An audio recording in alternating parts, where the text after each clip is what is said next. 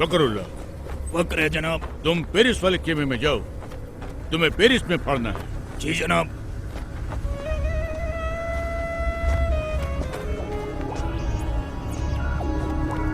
फकरुल्लाह, पकड़ है जनाब। तुम अमेरिका वाले खेमे में जाओ, तुमको अमेरिका में फाड़ना है। जनाब। फखरुल्लाह, फखर जनाब। वो तो हमको भी है तुम पर। तुम हमारे साथ आओ, तुमको हिंदुस्तान में फाड़ना है। मुझे हिंदुस्तान में शहीद नहीं होना जनाब।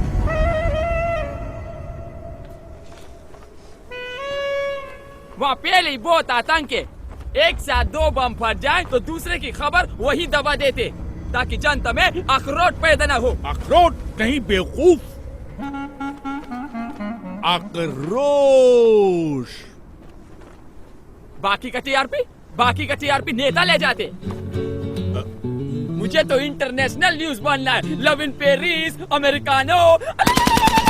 खामोश।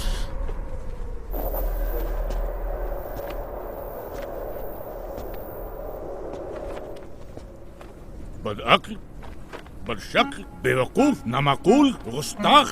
इसके लिए तुझे अंग्रेजी सीखनी चाहिए थी, काफिर की औलाद।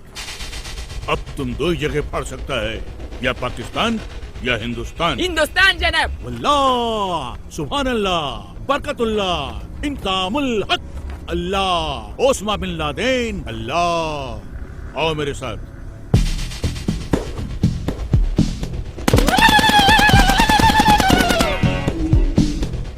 और एक बात ध्यान रखना, किसी भी मुल्क में जाकर फाड़ने के लिए सबसे पहले तुम्हें उस मुल्क के आम आवाम का एक हिस्सा बनना पड़ेगा, जिससे किसी को भी तुम पर शक न हो। इसलिए सबसे पहले मैं तुम्हें एक सच्चे हिंदुस्तानी जैसा बनाऊंगा, और सच्चे हिंदुस्तानी जैसा बनने के लिए तुम्हें हिंदुस्तान की तवारीख यानी कि हिस्ट्री और वहां की रवायत जाननी होगी, और वो तुम्हें मैं ना नहीं बताऊंगा, ये बताएगा।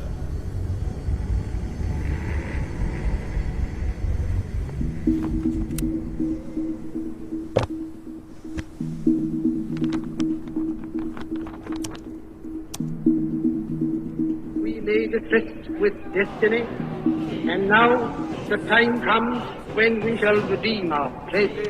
Among those Indians who are now abroad, I expect that Indians living in Axis countries or in कोई बड़ी बात नहीं है बिस्मिल साहब।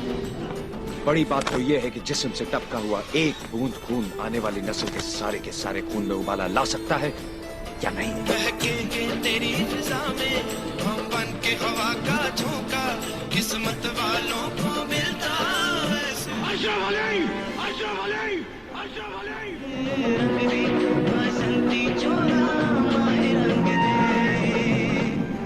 लेकिन हमारा हिंदुस्तान जिंदाबाद था, जिंदाबाद है और जिंदाबाद रहेगा।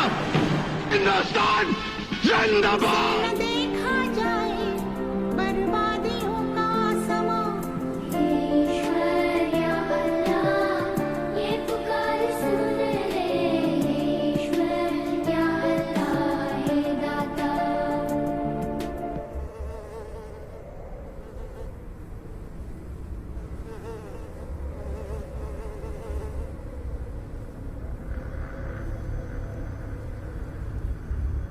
सुभान अल्लाह, अब तो एकदम हिंदुस्तानी जैसा लगता है। कैसा महसूस होता है? एकदम इंसान जैसा।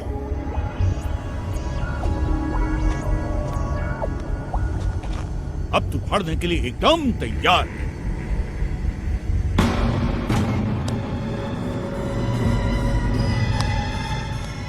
जाओ, अब फाड़ दो इसको।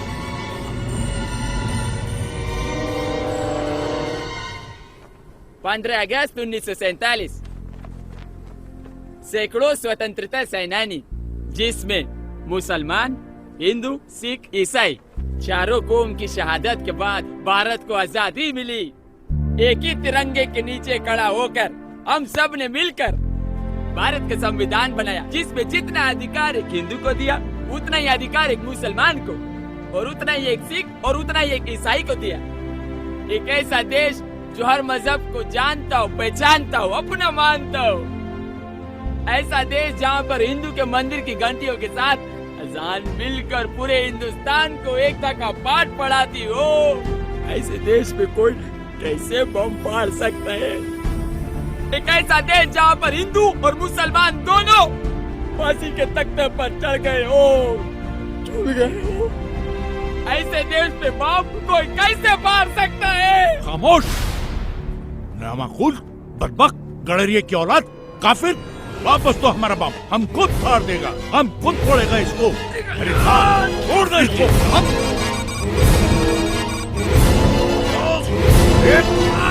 क्यों नहीं?